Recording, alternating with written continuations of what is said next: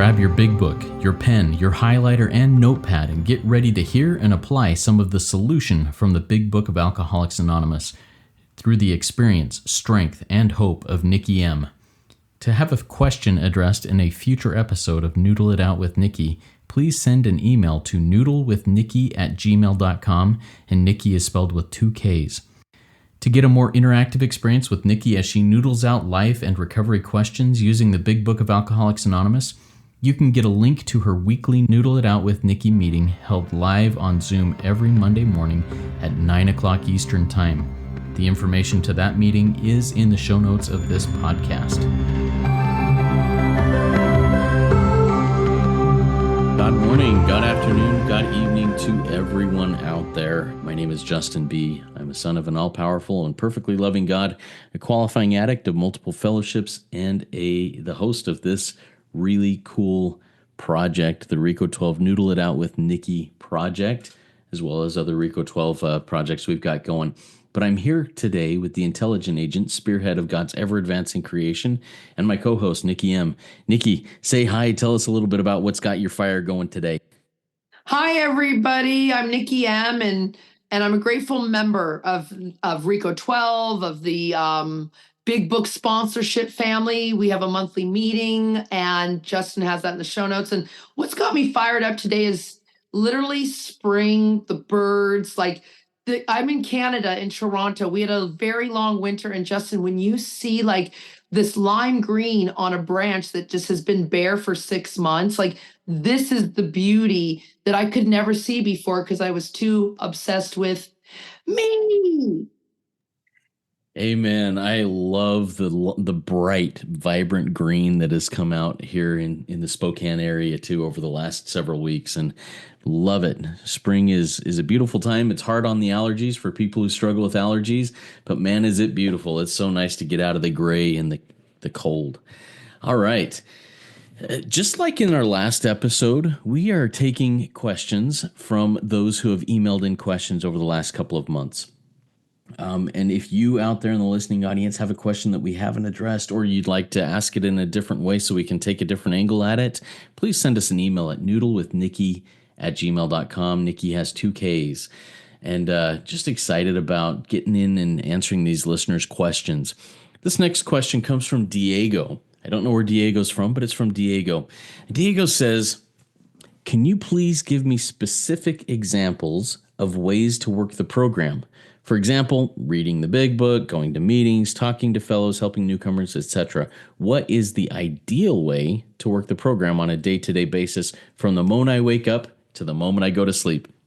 So this is somebody who, like me, wants to have a checklist that tells me every way to do it. I love having checklists, but let's talk and see what the big book says and Nikki's experience, strength, and hope. What do you think, Nikki? Wow. I mean, the pages were just flying out of my brain as you started talking. I couldn't write fast enough because this whole book is exactly the ways to work the program. Let me just go what came to me as you were talking. It's page 45. That's exactly what this book is about. So there's multiple ways to work the program here at RICO 12. And I won't speak for all of RICO 12 because we have so many ways at RICO 12 that we do work. Some people use the essay book. Some people use the NA book. Some people don't even use a recovery book. They use so many sources. With Noodle with Nikki, so let me speak specifically with Noodle with Nikki, we use the Big Book of Alcoholics Anonymous, 4th edition. So that's the way we do the work in this program. Okay, because there's a lot of different ways. I know people have different workbooks. People have so many methods to get to a power greater than ourselves. Okay, so that's number 1 is page 44. This book, the Big Book of Alcoholics Anonymous, 4th edition, is about enabling you to find a power to work a disciplined, consistent program. That's exact instructions, okay? Now, page 95 says this, Diego. It says,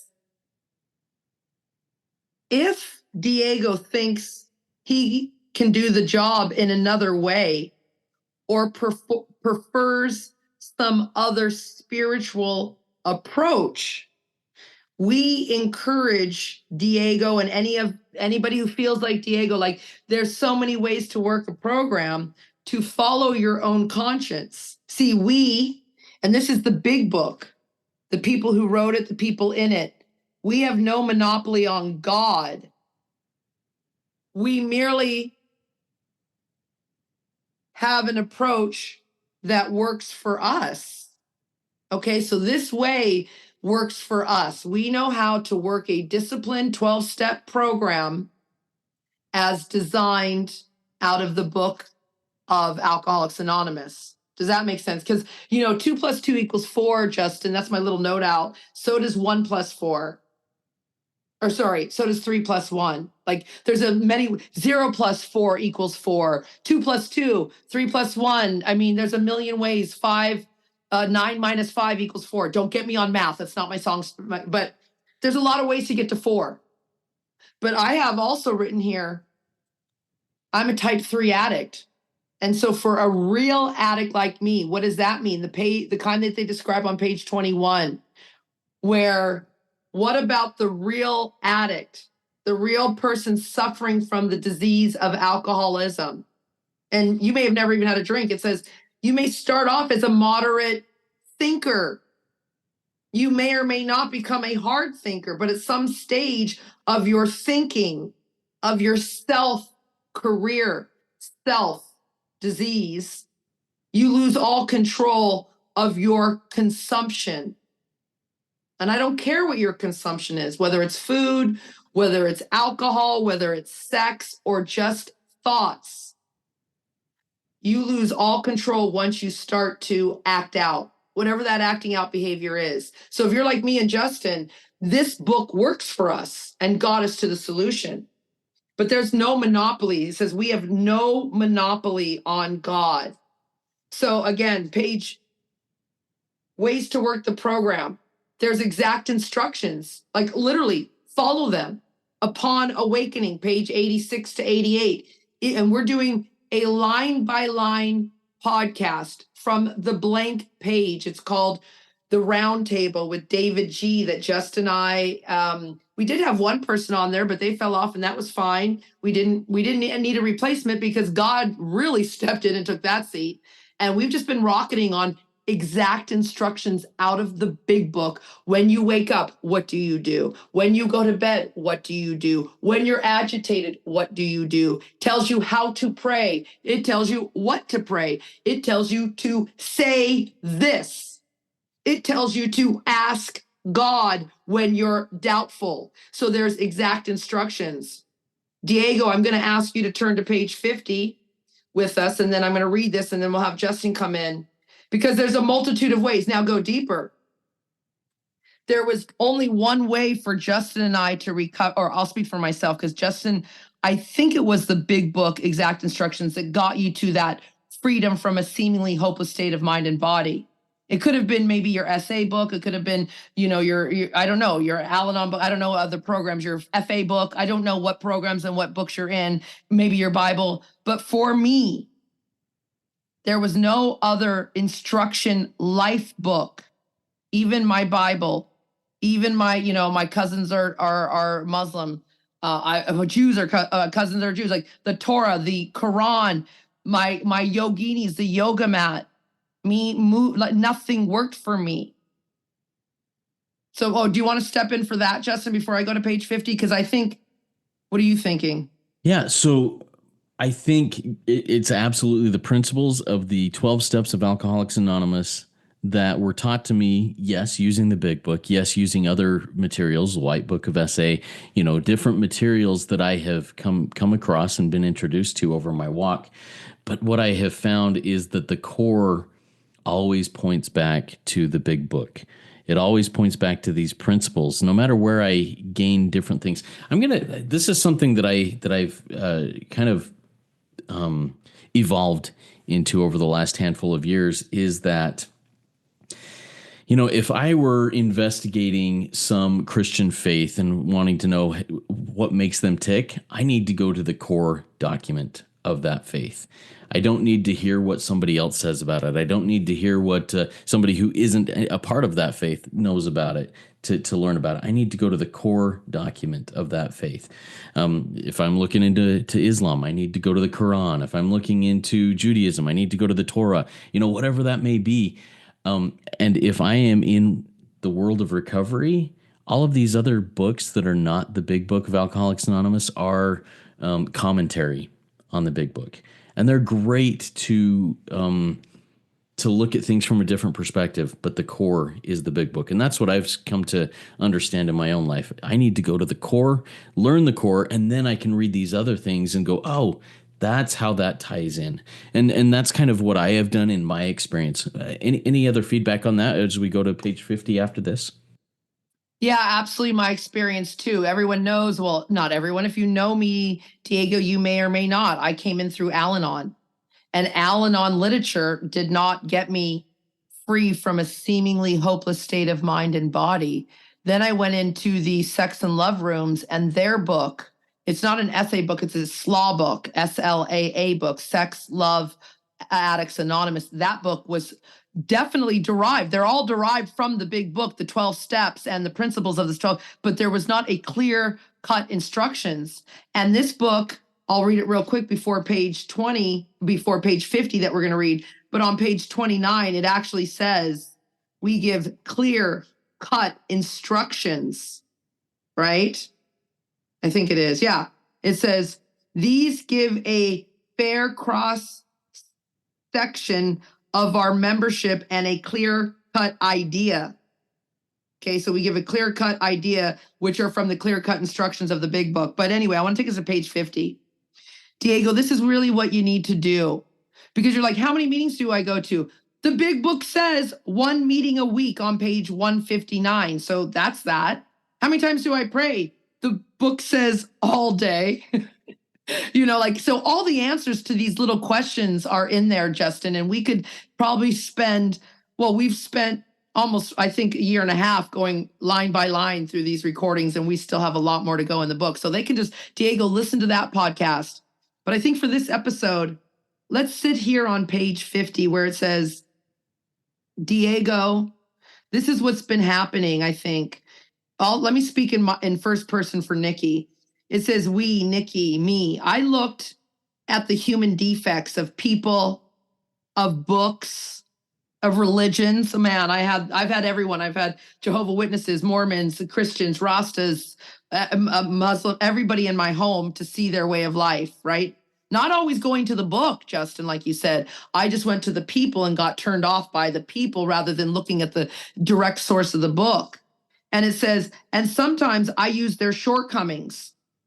I use the shortcomings of, the Jehovah's Witness or whatever it was, of the Catholics or of the Muslims, of the Jews, of the yoginis. I can't get in that position as a wholesale basis, or as shortcomings as a basis of wholesale condemnation. So I will judge, condemn all these things.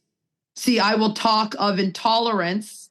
My line out says, Nikki, you're a hypocrite, right? I'm a hypocrite. I talked of intolerance. Well, Nikki is intolerant herself. I'm intolerant of all these different things. I'm not doing the research for myself.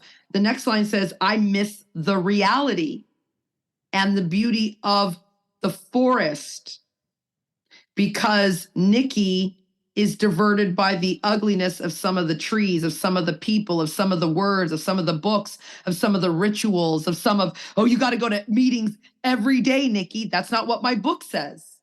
So I really my suggestion to Diego is definitely get the big book, and everything that people say to you, make sure it's aligned with the book. I did that with my pastor when I got deep into his congregation. Like, is what he's saying matched up with what it says in the Bible, or am I just listening to his suggestions? So don't get diverted. Diego, Justin, and I are going to beg you, because that's what our book says, to give the spiritual side of life a fair hearing. In our personal stories, we're still on page 50, second paragraph, you will find a wide variation in the way each teller, each soul, each child of God approaches and conceives of the power which is greater than himself, greater than herself, Nikki. See, no one's looking for God, we're looking for power. So whether, Diego, we agree with a particular approach or conception, okay, that seems to make little difference. Experience has taught us that these are matters about which, for our purpose, and what's our purpose? We just want to serve God. I don't care how you want me to do it. I just need to serve. We don't need to worry about these differences. They are questions for each individual. Here it is, Diego, for you to settle yourself. See, we're going to beg you not to leave the rooms because Justin and I have been here over a decade and more's being revealed and disclosed. I thought beginning, Justin, like me, you probably had to go to a million meetings every day, every week when you're first. But now it's like, I'm lucky if I get my Noodle in, you get your weekly things that you do. But you and I aren't sitting on meetings waiting to hear answers. We're busy in a different part of our program. Does that make sense? So these are questions, Diego, because ways to work the program. What are the ways to work the program was the initial question.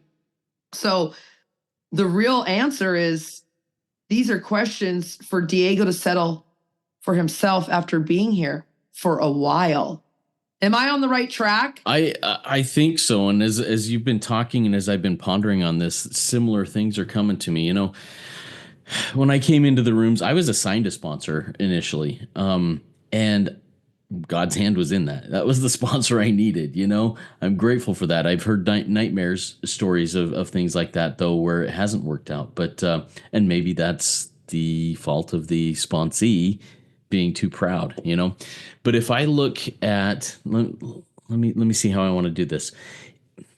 If I'm in Diego's shoes and I look at my sponsor and my sponsor has what I want, and there's light coming out of his or her eyes, just flaming out of there.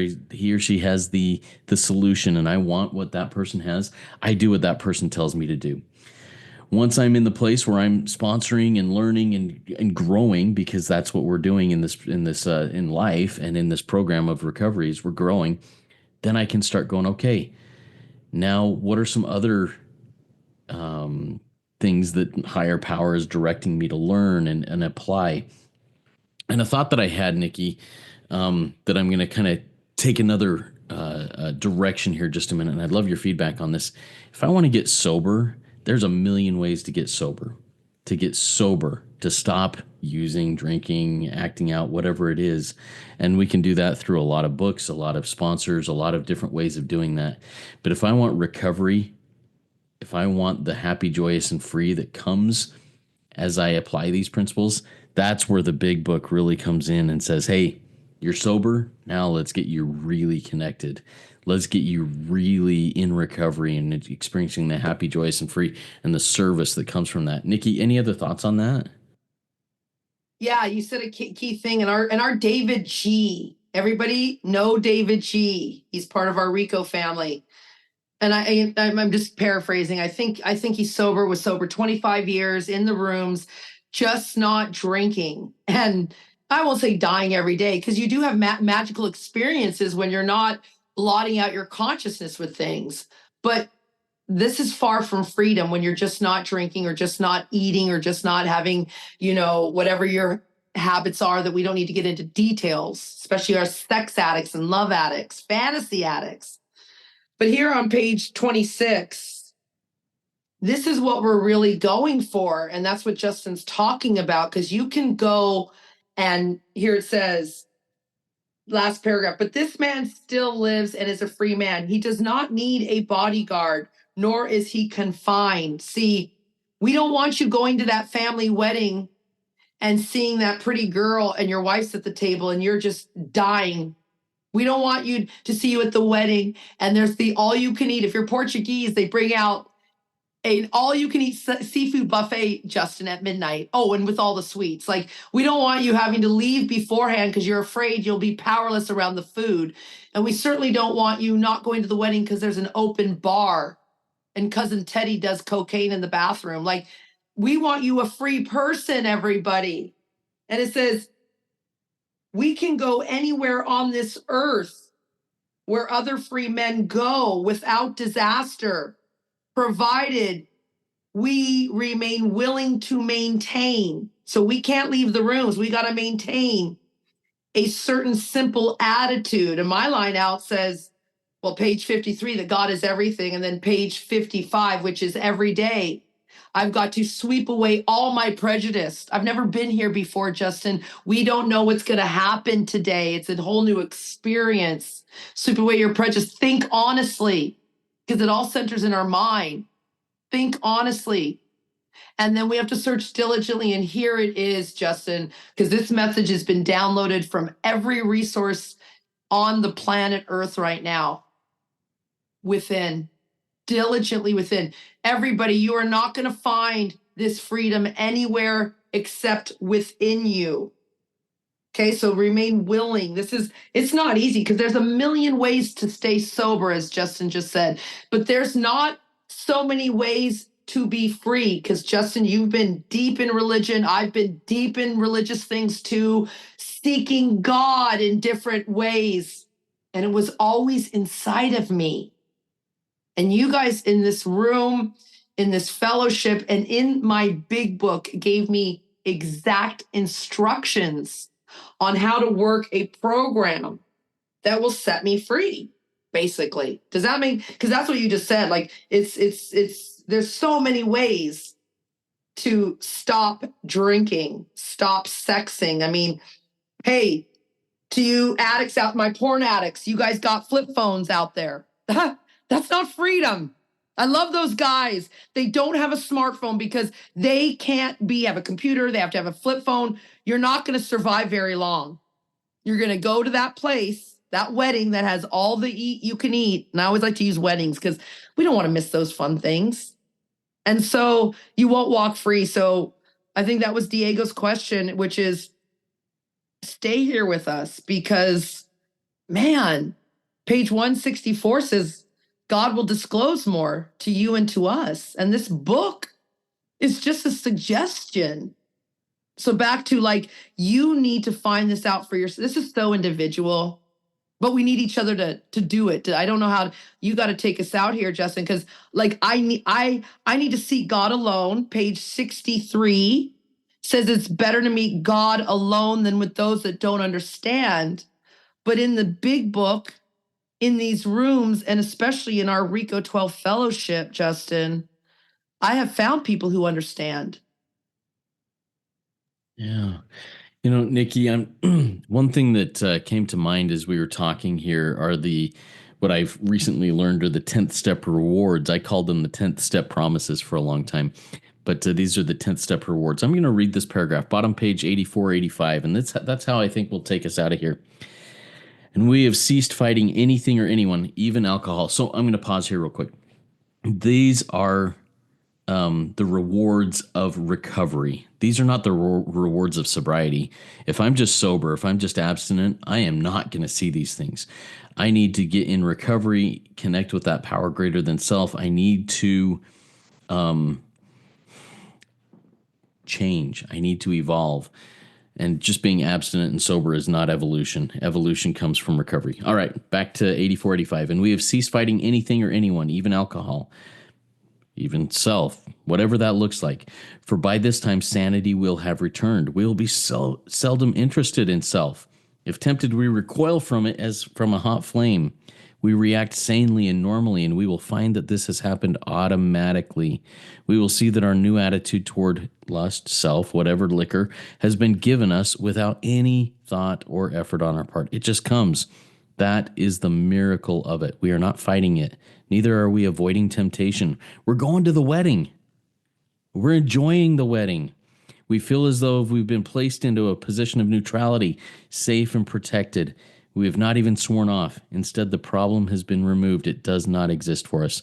We are neither cocky nor are we afraid. That is our experience. That is how we react, so long as we keep in fit spiritual condition. That's what recovery is the spiritual workout. Getting in fit spiritual condition. Come join this gym with us, everybody. Get in here one day at a time, working it, turning our will and our lives over to God, being a servant, being a spearhead, an intelligent agent spearhead.